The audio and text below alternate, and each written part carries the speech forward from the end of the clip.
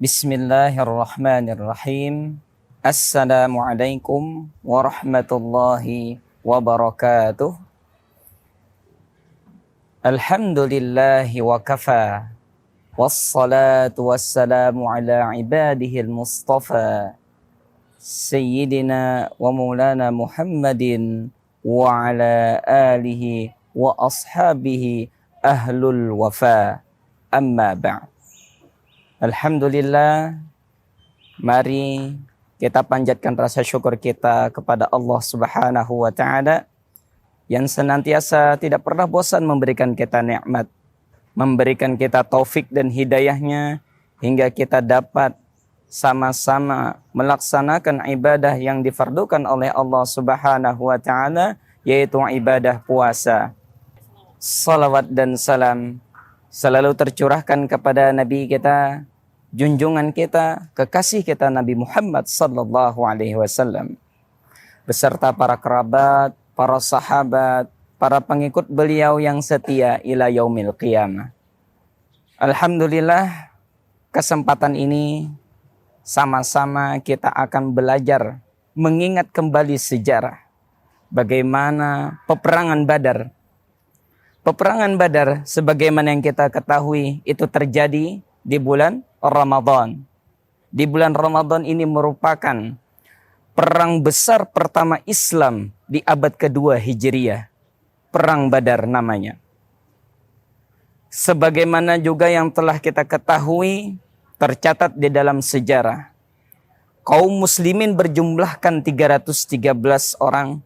Sedangkan kaum kafir Quraisy berjumlahkan 1000. Lebih banyak dibandingkan kaum muslimin. Tetapi apa? Sebagaimana yang Allah Subhanahu wa Ta'ala katakan di dalam Al-Quran, yang tertulis di dalam Quran surah Ali Imran, وَلَقَدْ نَصَرَكُمُ اللَّهُ بِبَدْرٍ وَأَنْتُمْ أَذِلَّةٌ فَاتَّقُوا اللَّهَ لَعَلَّكُمْ تَشْكُرُونَ. Apa kata Allah? Allah mengatakan, sungguh kami telah menolong kamu di peperangan Badar. Sedangkan kalian pada saat itu berada di dalam keadaan yang lemah. Lalu apa Allah perintahkan kepada kaum muslimin? Allah memerintahkan, fattaqullah la'allakum tashkurun. Bertakwalah kepada Allah agar kamu menjadi hamba Allah yang bersyukur. Agar menjadi orang-orang yang bersyukur. Kenapa menjadi orang yang bersyukur? Karena sebagaimana yang Allah katakan juga di dalam Quran surah Ibrahim, la in syakartum la azidannakum wa la in kafartum inna adzabi lasyadid. Sungguh jika kalian bersyukur, niscaya akan aku tambahkan nikmatnya. Bersyukur atas pasukan yang ada, Allah akan tambahkan.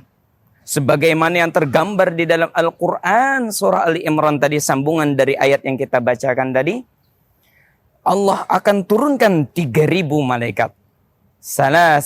Salasata alafim minal malaikati munzalin. Mereka turun dari langit untuk membantu kamu di dalam peperangan Badar. Kemudian kata Rasulullah, bala, iya betul. Lalu di sanalah Allah menambahkannya menjadi 5.000 pasukan malaikat yang membantu di dalam peperangan Badar. Sehingga Rasulullah beserta kaum muslimin meraih kemenangan besar yang pada saat itu mereka dalam keadaan berpuasa. Pada saat itu mereka dalam keadaan lemah, lelah karena sudah menahan lapar. Tetapi mereka juga harus membela agamanya Allah. Mereka harus mempertahankan agamanya Allah. Maka dari itu Allah abadikanlah peristiwa ini di dalam Al-Quran. Kemudian para ulama juga mengarang sebuah salawat yang dinamakan dengan salawat Badar. Sebagaimana yang sering kita perdengarkan, salatullah salamullah ala taha rasulillah.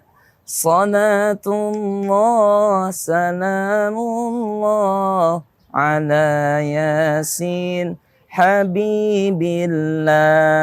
Nah, disinilah salawat Badar ini di ujung-ujung baitnya selalu diakhiri dengan bi ahlil badri ya Allah. Sehingga ada juga dari kalangan kaum muslimin yang mengambil barokah dari jumlah pasukan kaum muslimin yang mengikuti peperangan Badar. Yaitu apa? Biasanya diamalkan di dalam menolak bala ketika mereka membaca Yasin, salamun qawlan mir rabbir rahim, dengan berjumlahkan 313 kali. Ini sebagai bentuk tabarruk mereka kepada penduduk atau kepada kaum muslimin yang mengikuti peperangan Badar. Alhamdulillah, dengan pertolongan Allah, kesabaran mereka, kesyukuran mereka mendatangkan kemenangan yang besar bagi kaum muslimin pada saat itu. Nah, ada pelajaran yang sangat penting bagi kita para saudara sekalian, yaitu bahwasanya ketika mereka pulang dari peperangan Badar, Rasulullah katakan, kalian pulang dari peperangan Badar, peperangan kecil, nah setelah ini kalian akan menuju peperangan yang besar. Apa kata sahabat kepada Rasulullah? Kata Rasulullah kepada para sahabat, yaitu peperangan melawan hawa nafsu. Bagi diri kita ini merupakan perang yang sangat besar. Sehingga di dalam Al-Quran surah An-Nazi'at, Allah juga mengatakan, wa amma man khafa maqama rabbih wa nahan nafsa 'anil hawa fa innal jannata hiyal ma'wa. Orang yang takut kepada Allah, orang yang melawan hawa nafsunya, orang yang menahan hawa nafsunya untuk kesenangannya, dan dia dapat melawan hal ini sehingga dia takut kepada Allah, mencapai ke maqam khauf, takut kepada Allah, mereka akan mendapatkan fa innal jannata hiyal ma'wa. Surga menjadi tempat kembali mereka. Maka dari itu, kita harus melawan hawa nafsu kita. Berpuasa merupakan solusi terbaik bagi kita. Melatih diri kita, riyadhah bagi diri kita untuk melawan hawa nafsu kita. Yang pertama, melawan hawa nafsu dari banyaknya makan. Melawan hawa nafsu dari banyaknya minum, dari banyaknya tidur, dari banyaknya hal-hal yang sia-sia. Untuk kita manfaatkan momen Ramadan ini untuk memperbanyak ibadah kepada Allah, memperbanyak membaca Al-Quran, memperbanyak zikrullah, memperbanyak amal ibadah yang lainnya. Karena di bulan inilah Allah akan lipat gandakan. Agar kenapa?